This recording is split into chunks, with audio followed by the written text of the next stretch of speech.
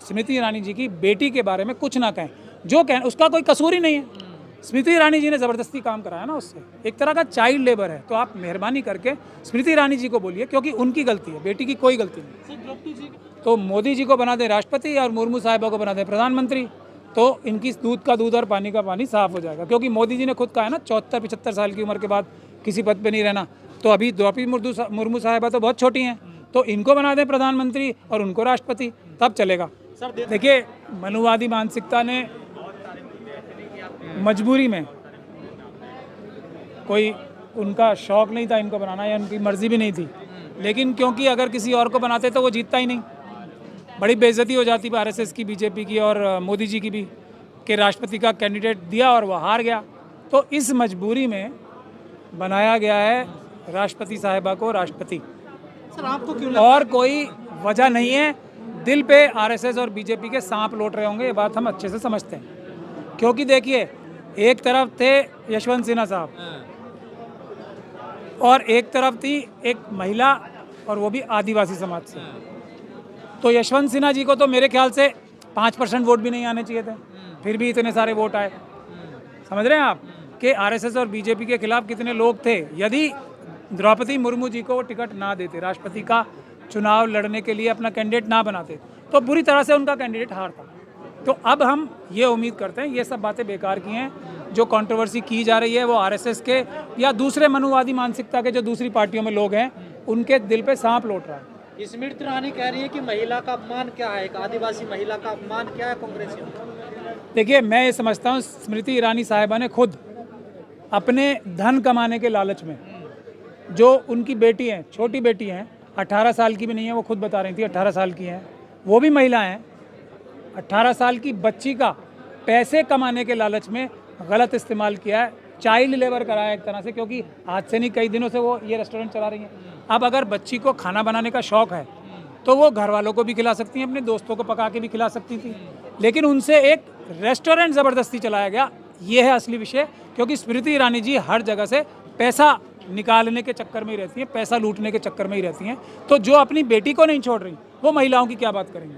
तो उनको अपनी बेटी को तो कम से कम अपने पैसे के लालच में इस्तेमाल नहीं करना चाहिए था, ऐसा हमारा कहना। देखिए, राष्ट्रपति बनाए हैं मजबूरी में, मैंने अभी आपको बताया। जैसे इस बार बनाया, पिछली बार कोविंद साहब को नहीं पता था, उनका कैंडिडेट हार जाता। क्योंकि राष्ट्रपति का चुनाव बहुत ही एक कॉम्प्लिकेटेड चुनाव है, जिसमें एमपी भी और एमएलए दोनों वोट देते। एक ये मजबूरी है उनकी, लेकिन राष्ट्रपति बनने से कुछ नहीं होने वाला, प्रधानमंत्री और सर्वोच्च पद है तो कुछ कैसे नहीं होगा। नहीं, मेरे ख्याल से जहाँ तक मुझे समझ है संविधान की, जो प्रधानमंत्री का पद होता है वो एडमिनिस्ट्रेटिव हेड है, एग्जीक्यूटिव हेड जो कंट्री के हैं वो प्रधानमंत्री होते हैं। राष्ट्रपति जो हैं वो एड एंड एडवाइस कैबिनेट की सलाह पे काम करते हैं। रबर स्टैम्प कह रहे हैं? नहीं, मैं रबर स्टैम्प नहीं कह रहा हूँ, जो संविधान में लिखा है aid and advice of cabinet, लेकिन संविधान के। लेकिन अगर द्रौपदी मुर्मू साहिबा पूरी तरीके से संविधान का पालन करने लगेंगी तो इनके मेरे ख्याल से 90% बिल राष्ट्रपति साहिबा कभी एक्सेप्ट नहीं करेंगे। तो मतलब आपको उम्मीद है कि द्रौपदी मुर्मू जी उनकी लाइन नहीं लेंगे? देखिए, हालात तो ऐसे ही हैं, वो किसी के दबाव में तो बनी नहीं है, वो तो मजबूरी है उनकी, मजबूरी में बनाई है। उनके अलावा कोई जीत नहीं सकता था, इसलिए बनी है वो राष्ट्रपति। तो इसलिए बिल्कुल भी दबाव में, मेरे ख्याल से जो हालात हैं उसमें दबाव में नहीं रहना चाहिए।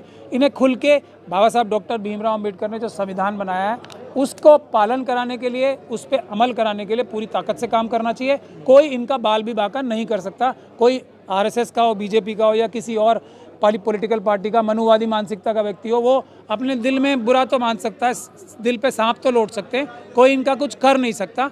इसीलिए इनको पूरी ताकत लगा के देश के SC ST का कम से कम काम सबसे पहले करना चाहिए।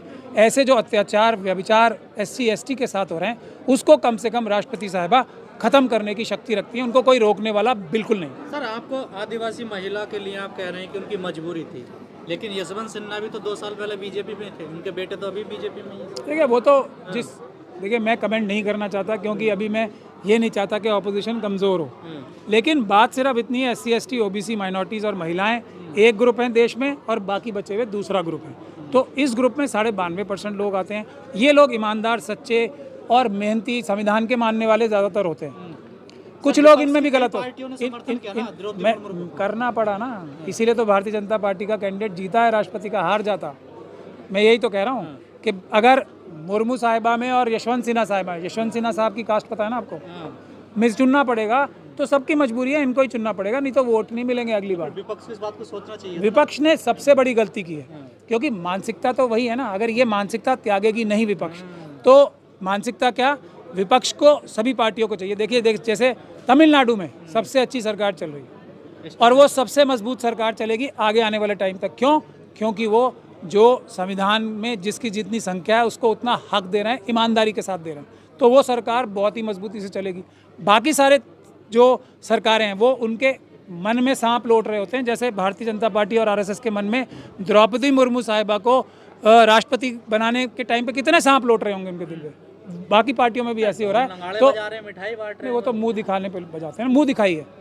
प्रधानमंत्री बना देना, देखिए अब मोदी जी तो काफ़ी बुजुर्ग हो चले हैं, तो मोदी जी को बना दें राष्ट्रपति और मुर्मू साहिबा को बना दें प्रधानमंत्री, तो इनकी दूध का दूध और पानी का पानी साफ हो जाएगा। क्योंकि मोदी जी ने खुद कहा है ना 74-75 साल की उम्र के बाद किसी पद पे नहीं रहना, तो अभी द्रौपदी मुर्मू साहिबा तो बहुत छोटी हैं, तो इनको बना दें प्रधानमंत्री और उनको राष्ट्रपति, तब चलेगा।